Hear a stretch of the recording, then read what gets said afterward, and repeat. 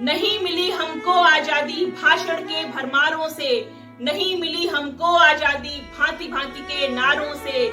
महंगे मोल चुकाए हमने, लाखों प्राण गवाए हैं।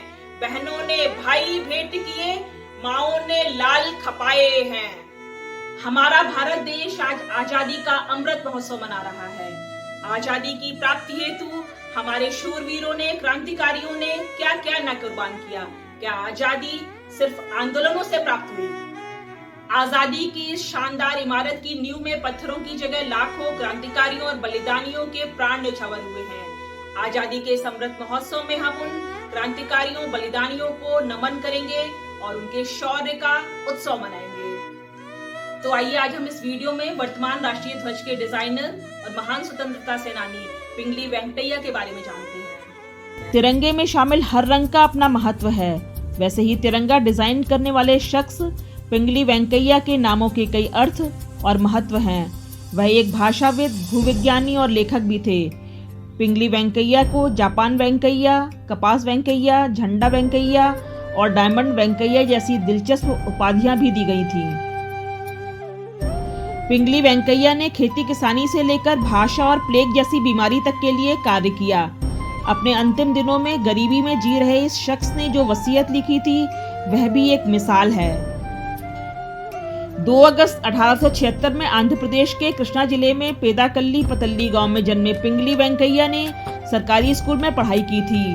वह जिस क्षेत्र में बड़े हुए वह टेक्सटाइल और मछली पालन के लिए जाना जाता था। खेती किसानी भी बड़े पैमाने पर होती थी। उनके परिवार वाले कृषि पर ही आधारित थे। ऐसे में पिंगली भी कपास की खेती के जानकार थे। स्कूल में पिंगली को नेताजी सुभाष चंद्र बोस के बारे में जानकारी हुई। पिंगली के जीवन में इसका असर पड़ा और 19 वर्ष की उम्र में मुंबई जाकर उन्होंने मिलिट्री सर्विस ज्वाइन की। यहाँ उनकी ट्रेनिंग हुई और इसके बाद उन्हें अफ्रीका भेज दिया गया। उन दिनों अफ्रीका में बोअर युद्ध चरम पर था। सुभाष चंद्र बोस से प्रभावित होकर मिलिट्री ज्वाइन करने वाले पिंगली की दक्षिण अफ्रीका में महात्मा गांधी से मुलाकात हुई। जब गांधी भारत लौटे तो पिंगली भी भारत लौट आए। यहाँ वो अंग्रेजी हुकूमत से लड़ रही गुप्त क्रांतिकारी इकाई का हिस्सा बने। इसके बाद वह इलूरू में रहने लगे। क्रांतिकारी साथियों के साथ काम करने के अलावा वह कपास की खेती भी करने लगे। वह खेती के क्षेत्र में अलग अलग प्रयोग करने लगे। उन्होंने खेती को और बड़ा रूप देने के लिए अमेरिका से कंबोडियन वैरायटी का बीज मंगवाया। इस बीज को भारतीय बीज के साथ मिलाया और एक नए तरह का बीज बनाया। इन बीजों को उन्होंने चेल्लापल्ली में खरीदी गई जमीन में लगा दिया, जिसके बाद एक नए तरह का कपास पैदा हुआ। वर्ष 1909 में एक राष्ट्रीय कृषि प्रदर्शनी लगी थी। यहीं पर एक अंग्रेज अधिकारी को पिंगली के बारे में पता चला। अंग्रेज अधिकारी ने इसकी सूचना लंदन में दी। लंदन की रॉयल एग्रीकल्चर सोसाइटी ने उन्हें अपना सदस्य बनाने के लिए इनवाइट किया। पिंगली इसके बाद कपास वेंकैया के नाम से प्रसिद्ध हो गए। पिंगली ने इन्हीं दिनों रेलवे में गार्ड की नौकरी के लिए आवेदन किया। वेल्लोर में उनकी पोस्टिंग हो गई। यह उन दिनों की बात है जब पूरे मद्रास में प्लेग फैला हुआ था। लोग प्लेग से मर रहे थे। इसे महामारी घोषित कर दिया गया था। ऐसे में पिंगली ने नौकरी छोड़ दी और प्लेग के खिलाफ लड़ाई शुरू की। इलूरू में पिंगली का मन ज्यादा दिन नहीं लगा। वे लाहौर चले गए। वहां एंग्लो वैदिक स्कूल में संस्कृत, उर्दू और जापानी भाषा की पढ़ाई की। वर्ष 1913 में उन्होंने नई तकनीकी और नए प्रयोग पर एक स्पीच दी, जिसके बाद लोग उन्हें जापान वेंकैया के नाम से जानने लगे। यही वह समय था जब कांग्रेस की नज़र उन पर पड़ी और उन्हें अपनी एग्जीक्यूटिव कमेटी का सदस्य बना लिया।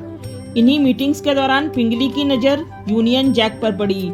यूनियन जैक के फहराने से वह थोड़ा दुखी हुए और उन्होंने कुछ नए प्रयोग करने का फैसला लिया। कुछ समय बाद पिंगली अपने घर लौट आए। वर्ष 1916 में उन्होंने ए नेशनल फ्लैग ऑफ इंडिया के नाम से एक पुस्तक लिखी। इसमें 13 तरह के झंडे थे। कांग्रेस का सदस्य होने के नाते वह प्रत्येक अधिवेशन में भाग लेते और वहां देश का अपना राष्ट्रीय झंडा होने की बात रखते। इसी बीच वह आंध्र नेशनल कॉलेज में लेक्चरर के तौर पर काम करने लगे।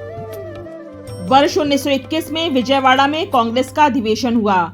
यहीं पर पिंगली की एक बार फिर महात्मा गांधी से मुलाकात हुई। पिंगली ने गांधी जी को झंडे का डिजाइन दिखाया। गांधी जी को उनका आइडिया पसंद आया। उन्होंने पिंगली को कहा कि ऐसा डिजाइन तैयार करिए जिससे हर शख्स प्रेरित हो सके। इसके बाद उन्होंने एक झंडा फिर डिजाइन किया जिसे महात्मा गांधी ने अप्रूव कर दिया। गांधी कांग्रेस अधिवेशन से लौटे तो उन्होंने यंग इंडिया पेपर में अवर नेशनल फ्लैग टाइटल से एक आर्टिकल लिखा। इसमें उन्होंने लिखा कि अपने राष्ट्रीय ध्वज की खातिर हमें जान की बाजी लगाने के लिए तैयार रहना चाहिए। उन्होंने लिखा कि पिंगली वेंकैया ने एक किताब में देश के राष्ट्रीय ध्वज के बारे में बताया है। उन्होंने हमारे खुद के झंडे के लिए भी कई मॉडल बनाए हैं। विजयवाड़ा में मैंने उनसे 2 रंग के झंडे का जिक्र किया है, जिसमें लाल और हरा रंग हो, इसमें चक्र का सिंबल हो, इसकी भी बात कही है। बाद में हमने इसमें सफेद रंग भी डालने का निर्णय लिया है। इसे वेंकैया ने रात में बना दिया। इसके बाद से पिंगली को झंडा वेंकैया भी कहा जाने लगा। वर्ष 1947 में देश को आज़ादी मिली। इसके बाद पिंगली नेल्लौर रहने चले गए और वहां जैमोलॉजी विषय पर काम करने लगे। वह भौगोलिक क्षेत्र में उपलब्ध कीमती पत्थरों के बारे में जानकारी जुटाने लगे। उनके रिसर्च का स्तर ये था कि कुछ ही समय में वह जान गए कि देश के किस हिस्से में कौन सा कीमती पत्थर पाया जाता है। सरकार ने उन्हें अपना सलाहकार बना लिया। यहीं से उन्हें डायमंड वेंकैया के नाम से भी जाना जाने लगा। पिंगली ने रुक्मणी अम्मा नाम की लड़की से शादी की। दोनों से एक बेटी पैदा हुई जिसका नाम घंटासला सीता महालक्ष्मी रखा गया। पिंगली ने अंतिम सांस से पहले एक वसीयत लिखी। इसमें उन्होंने लिखा कि मेरे शव को तिरंगे में लपेटा जाए, चिता जलाने से पहले झंडे को उतार लिया जाए और झंडे को पेड़ की शाखा पर लटका दिया जाए। 4 जुलाई 1963 में उनका निधन हो गया। बताया जाता है कि अंतिम दिनों में वह बहुत गरीबी में जिए थे और उन्हें काफी संघर्ष करना पड़ा था। वर्ष 2009 में उनकी स्मृति में एक डाक टिकट जारी किया गया।